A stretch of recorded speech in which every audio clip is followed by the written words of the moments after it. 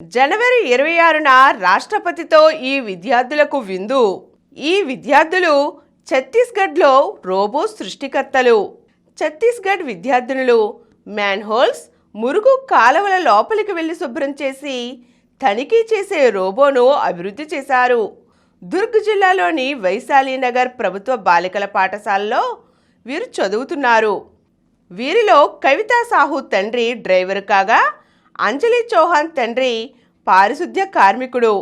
నీతి ఆయోగ్ దేశవ్యాప్తంగా నిర్వహించిన school innovation మారథాన్లో ఈ విద్యార్థినుల ప్రాజెక్ట్ టాప్ 10లో నిలిచింది. దీంతో జనవరి 26న రాష్ట్రపతి ద్రౌపది ముర్ముతో కలిసి విందులో పాల్గొనే అవకాశం దక్కింది.